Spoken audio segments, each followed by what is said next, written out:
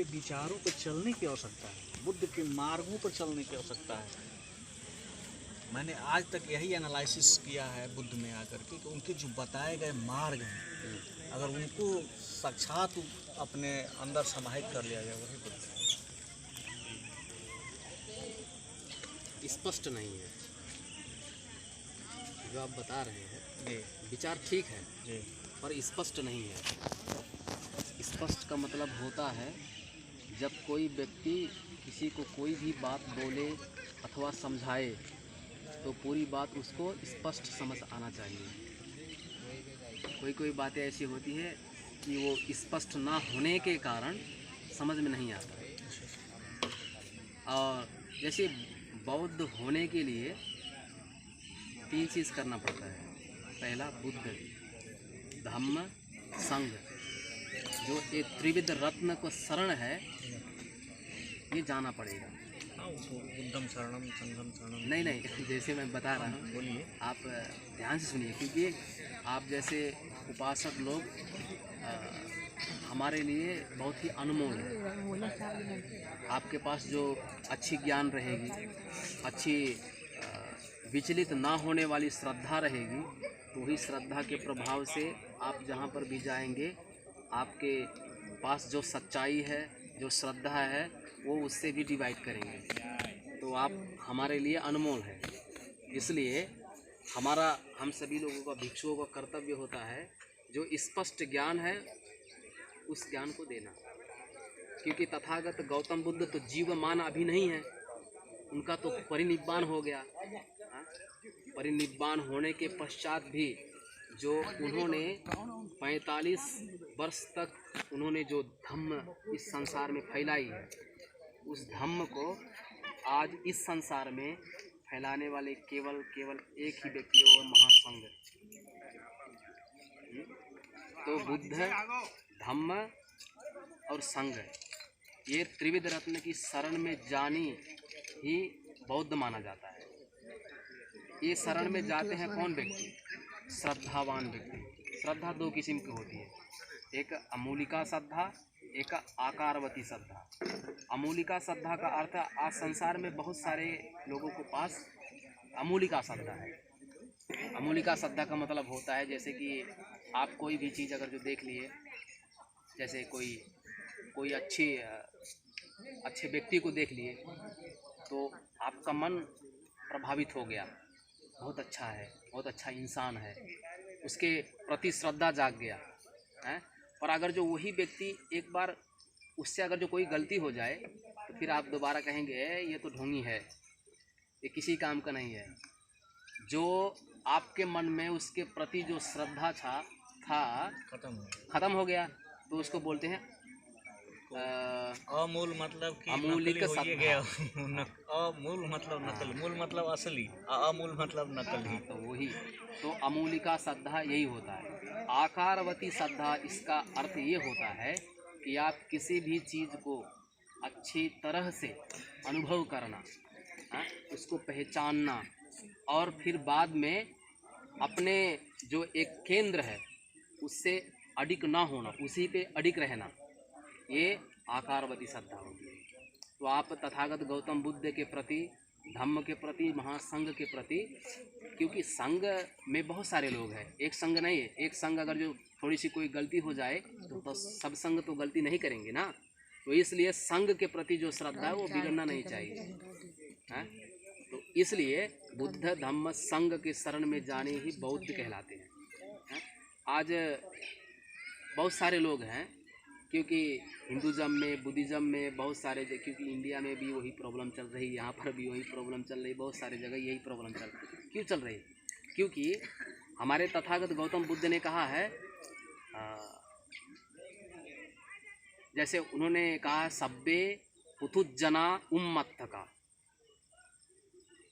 इस संसार में जो भी ज्ञान प्राप्त ना किए हुए व्यक्ति हैं वो सब लाइक मेंटल मूर्ख, जैसे मेंटल पागल, जो हॉस्पिटल में रहते हैं वो पागल नहीं। आप सभी भी पागल हैं, हम जो यहाँ बैठे हम भी पागल हैं, और सभी लोग भी पागल क्यों? पागल का अर्थ, उसका लक्षण क्या है? आपको क्रोध आता है, हैं? आपके मन में द्वेष है, ईर्ष्या है, क्रोध है, जेलसी है, सब कुछ है। जब तक ये आपके पास है तब तक आपको ज्ञान प्राप्त नहीं होगा।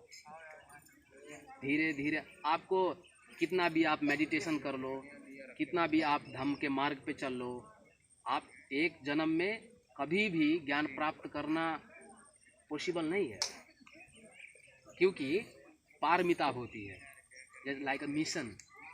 पारमिता धीरे धीरे धीरे जन्मों जन्मों तक हम लोग धीरे धीरे वो पारमिता को पुराते, जिस जन्म में पारमिता संपूर्ण हो जाएगी, एग्जैक्टली हम उस जन्म में, क्योंकि भगवान बुद्ध के समय में बहुत सारे ऐसे लोग थे, एक शब्द सुना वो ज्ञान प्राप्त हो गया। क्यों? क्योंकि वो पहले से ही संसार जो पारमिता थी वो पुराते आ रहे हैं।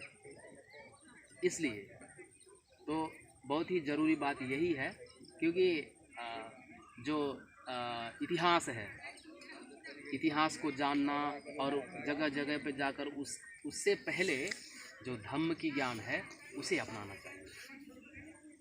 उसे अपनाने से, क्योंकि ये सब तो हिंदुज़म में भी होता है, हमारे देवी देवता ये किए, वो किए, ऐसा किए, उसका वध किया, इसका वध किया, सब लोग ऐसे ही बोलते हैं, उनके पास इतना शक्ति है, उनके पास इतना शक्ति है।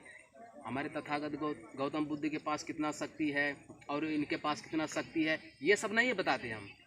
आपके जीवन के लिए क्या मायने रखता है, सिर्फ वो इम्पोर्टेंट है, सिर्फ वो इम्पोर्टेंट है। क्योंकि आपका जो मनुष्य का जो जीवन है, आपका मनुष्य का जीवन, उसी ज्ञान से सफलता मिलेगी आपको। तो उस ज्ञान को अपनाना और सुनना प्रथम कार्य है, उसके पश्चात दूसरा। पर आज के ज़माने में बहुत सारे लोग क्या करते हैं, पहले शुरू में शक्ति देखते हैं, किसका सबसे ज़्यादा शक्ति है, कौन सबसे ज़्यादा बलवान है, उसके पश्चात डिसाइड करते हैं किसके पीछे जाना है, किसको फॉलो करना है? क्यों फॉलो करना है? क्योंकि सब्बे पुतु जना उम्मत का। इसलिए जैसे आप लोगों ने कहा था मेडिटेशन, तो मेडिटेशन विपස්සना के बारे में पूछा था। विपස්සना आप नहीं कर सकते, पहले आपको समथ मेडिटेशन करना पड़ेगा। समथ मेडिटेशन करने के पश्चात ही विपස්සना कर सकते हैं, क्योंकि जब तक समथ करेंगे नहीं तब तक आप विपස්සना कर नहीं पाएंगे। क्योंकि विपස්සना करने के लिए जो योग्यता होती है वो समथ सिखाती है। तो समथ मेडिटेशन पहले करना चाहिए। समथ का मतलब है समाधि, एकाग्रता। जब तक अपने मन में बस में नहीं करेंगे आप अपने मन को, तब तक आप विपස්සना नहीं कर सकते। विपස්සना का मतलब अनित्य, दुख, अनात्मा, ये 3 लक्षण है। ये 3 लक्षण को केंद्रित करके उसी के बारे में सोचना, उसका यथार्थ जानना और बोध करना, उसी को विपස්සना बोलते हैं। और कुछ जानना है? एक बात बार बार मुझे कचोटती है कि धर्म, एक माँ बच्चे को जन्म देती है, यह उसका धर्म है। नहीं, धर्म नहीं है। पिता अपने बेटे का लालन पालन करता है, यह उसका धर्म है। बूढ़े माँ बाप का बेटा का सेवा करना उसका धर्म है। तो फिर ये धर्म कितने भागों में पड़ जाता है? सुनिए, पहले शुरू में जो जिसको आपने धर्म की एक वाक्य दी, पहले शुरू में वो धर्म नहीं है, ठीक है? धर्म नहीं। फिर हिंदू धर्म कहते हैं, इस्लाम धर्म, बौद्ध को धम्म को धर्म कह देते हैं। सुनिए, जो धम्म कहते हैं, ठीक है, जो बौद्ध धम्म की जो धम्म है, धम्म का मतलब क्या है? धम्म की मतलब कि प्रकृति के नियमों को धारण कर। नहीं, जो बुद्धिज्म में धम्म की मतलब है वो अलग है। धम्म का मतलब होता है यथार्थ, सत्य। वही तो प्रकृति के नियमों को। नहीं, वहाँ पर आप जब प्रकृति कहेंगे तो प्रकृति के अंदर बहुत सारी चीज़ आती हैं। आप जैसे आपके समान ही बुद्धिमता तो व्यक्ति हर कोई नहीं हो सकता ना। तो इसलिए उसको जो समझ में आए उसे एग्जैक्टली उसको समझाना ज़रूरी है। समझ रहे हैं ना? तो यथार्थ होता सत्य। जैसे धम्मपद कहकर एक ग्रंथ है हमारे बुद्धिज्म में, धम्मपद।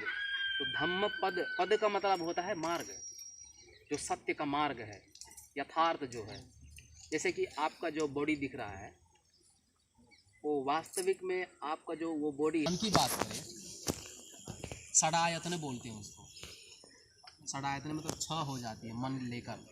हाँ? तो जो मन होती है, तो मन कैसे होती है? उन्होंने कहा है दूरंग गमंग एक चरंग अशरीरंग गुहाशया ये चित्तंग सन्य में संति मुखंति मार बंधन। इसका मतलब है दूरंग गमंग, बहुत दूर तक जाता है, भ्रमण करता है। एक चरण, अकेले अकेले ही बहुत दूर तक भ्रमण करता है। अशरीरंग गुहाशया, एक शरीर का निमित्त जो गुफा है उसमें वास करता है।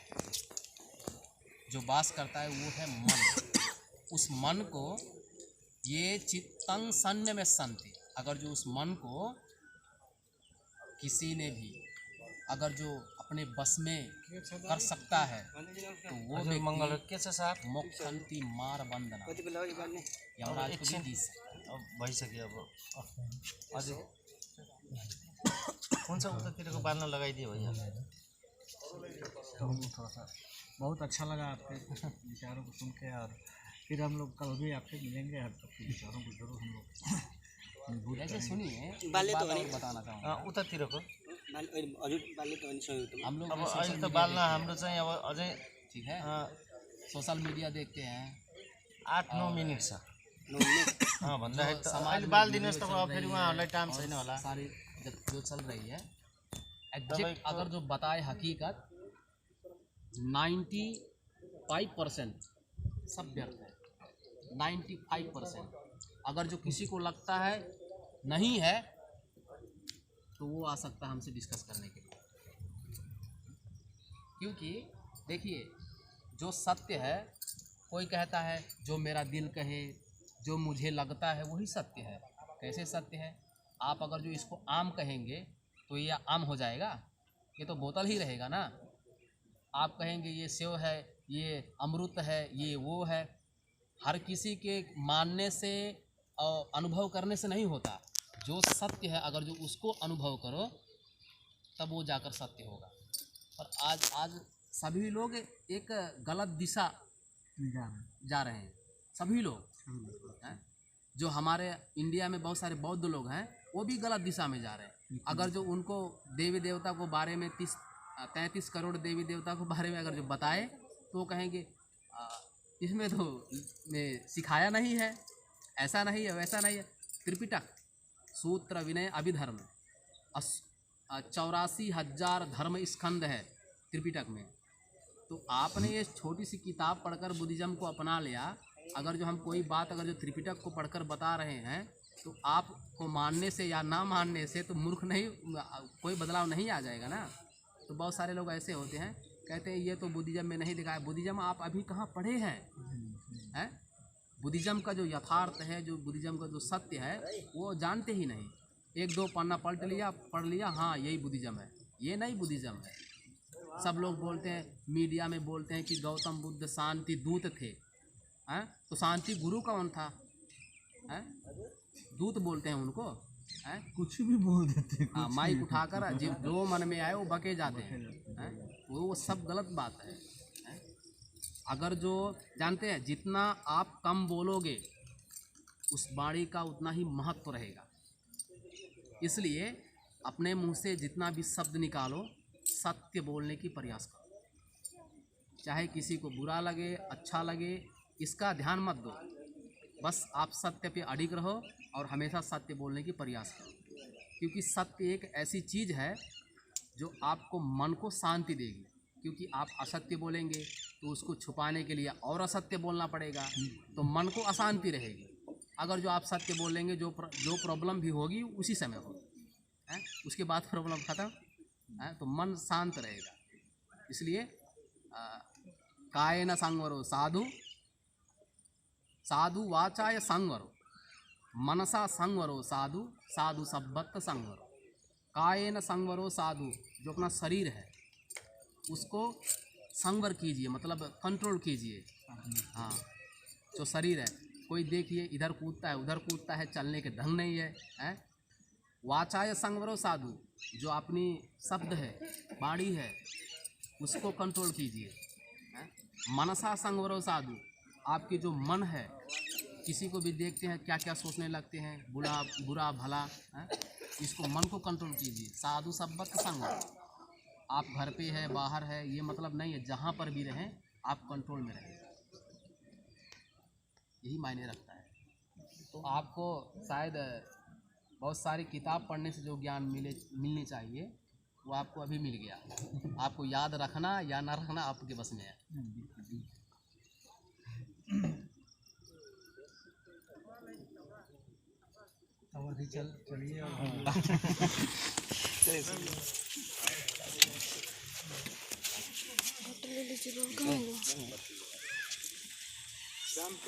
जाओ